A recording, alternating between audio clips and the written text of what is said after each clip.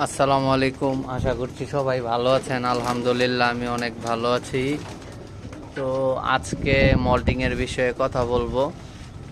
তো মল্টিংটা হলো যে সময় কবুতরের পশম পড়ে এবং নতুন পশম গজায় শরীরে। তো কবুতরের শরীরে ওই সময় অনেক ঘাটতি দেখা দেয়, কবুতরের শরীরে ব্যথা থাকে, কবুতরকে তখন ভিটামিনের অভাব দেখা দেয় কবুতরের শরীরে। কবুতরকে আপনার ওই সময় ভিটামিন জাতীয় খাবার দিতে হবে, মানে ভিটামিন আপনার যেমন যে কোনো ভিটামিনের সিরাপ দিতে পারেন।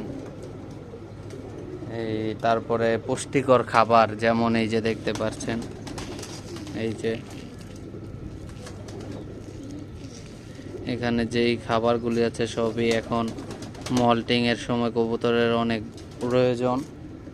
এর পাশাপাশি আপনারা জিস বেড দিতে পারেন, এটা অনেক ভালো কাজ করে।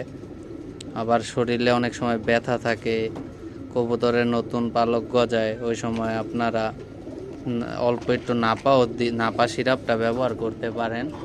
তো এই সময় কবুতরের সবাই যত্ন নেবেন। আসসালামু আলাইকুম, সবাই ভালো থাকবেন।